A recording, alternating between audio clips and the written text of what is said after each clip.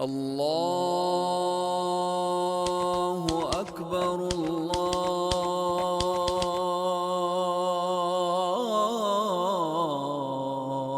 Walang sala na walang wudu na Allahu walang layunin, Akbar. at walang layunin na walang pagpapakawagas. Ang layunin ay nakalagay sa puso, hindi sa dila. Bismillah. Isinasa batas ang bismillah sa pagsisimula ng wudu, sapagkat sa pamamagitan nito, tayo ay nagsisimula ng wudu. Pagkatapos, gagamit tayo ng siwak para sa paglilinis ng bibig kung mayroon tayo nito. Maghuhugas tayo ng mga kamay ng 3 beses.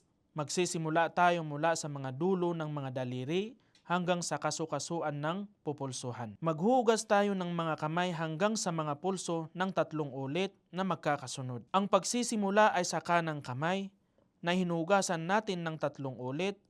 Susunod dito ang kaliwang kamay ng 3 ulit. Pinapayagan din ang paghuhugas ng kanang kamay pagkatapos ng kaliwa, pagkatapos ng kanan, pagkatapos ng kaliwa at gayon nga. Kalakip ng pagtitiyak ng pagpasok ng tubig sa pagitan ng mga daliri natin. Pagkatapos ay ang pagmumumog at pagsinghot ng tubig. Ang pagmumumog ay ang paglalagay ng tubig sa bibig at pagpapagalaw nito sa loob ng bibig.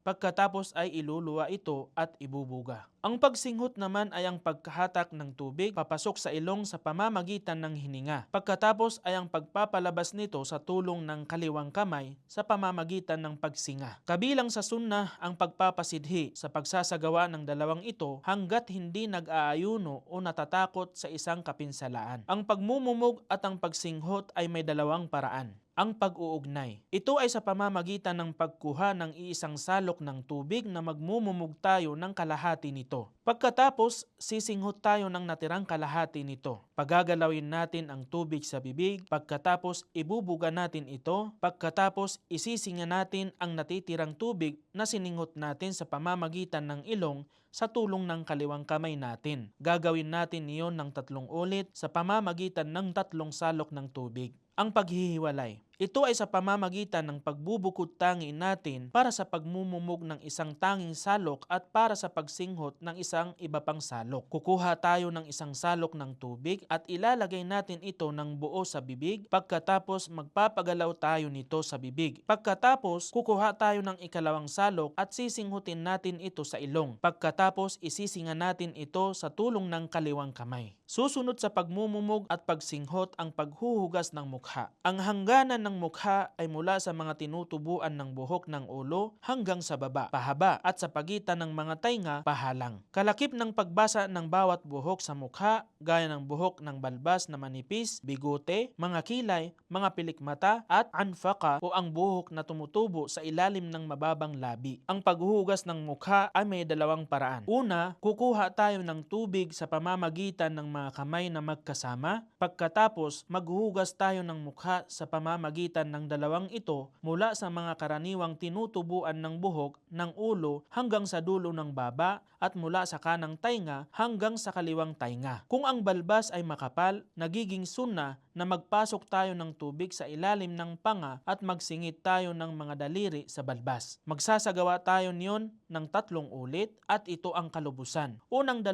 ulit o 1 ulit at ito ang kinakailangan. Ikalawa, kukuha tayo ng tubig sa pamamagitan ng kanang kamay lamang. Pagkatapos maglalagay tayo nito sa mukha at maghuhugas tayo ng mukha sa pamamagitan ng 2 kamay ng magkasabay gaya ng sa unang paraan. Gagawin natin ito ng 3 ulit. Ang pagsusunod-sunod ng mga bahagi ng katawan para sa wudu ay kinakailangan at ang pagtutuloy-tuloy ay kinakailangan din at hindi tayo mag-uuna ng isang bahagi kapalit ng ibang bahagi at hindi tayo maghuhuli sa paglipat mula sa isang bahagi papuntang isang bahaging kasunod nito. Pagkatapos mahugasan ang mukha ay susunod naman ang paghugas ng 2 kamay kasama ng braso. Ang hangganan ng 2 kamay kasama ng braso na kinakailangang hugasan ay mula sa mga dulo ng mga daliri hanggang sa siko, kalakip ng paghugas ng 2 siko. Magsisimula tayo sa paghugas ng kanang kamay kasama ng braso mula sa mga dulo ng mga daliri ng kamay at magsisingit tayo ng mga daliri sa pamamagitan ng pagpapasalitan ng 2 kamay at paaabutin ang tubig tubig hanggang lagpas ng siko. Pagkatapos, lilipat tayo sa kaliwang kamay kasama ng braso at maghugas din tayo mula sa mga daliri ng kamay kalakip ng pagsingit dito ng mga daliri hanggang lagpas ng siko. Dito naman tayo sa pagpahid sa ulo. Babasain natin ang dalawang kamay ng bagong tubig, pagkatapos ilalagay natin ang dalawang binasang kamay sa unahan ng ulo. Papupuntahin natin ang dalawang ito hanggang sa batok, pagkatapos ibabalik natin ang dalawang ito sa pinagsimulan natin. Walang pagkakaiba sa hangganan ng ulo sa pagitan ng walang buhok at may buhok. Pagkatapos papahiran natin ang dalawang tainga ng natira sa tubig na ipinampahid natin sa ulo, gagawin natin niyon ng iisang ulit lamang. Ang pamamaraan ng pagpahid sa dalawang tainga ay ipasok natin ang hintuturo sa harapan ng dalawang tainga, saka ipahid natin ang dalawang hintuturo. At ipahid naman natin ang hinlalaki sa likuran ng dalawang tainga, kaya mapapahiran natin ang dalawang tainga sa harapan at likuran. Pagkatapos,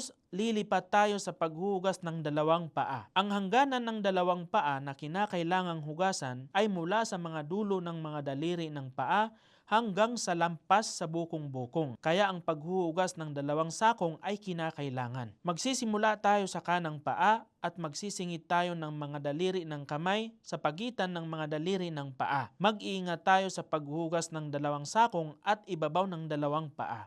Pagkatapos, maghuhugas tayo ng kaliwang paa gaya ng paghuhugas natin ng kanan. Huwag nating kakalimutan ang pagsisingit ng mga daliri ng kamay sa mga pagitan ng mga daliri ng paa at ang pagtitiyak sa pagkahugas ng sakong ng buo at pagkaabot ng tubig sa lampas sa bukong-bukong. Ashhadu an la ilaha illallah wahdahu la sharika lah wa ashhadu anna Muhammadan abduhu wa rasuluh. Sunna matapos ng pagsasagawa ng udu ang pagsambit ng dhikr at dua at sunna na magdagdag nito.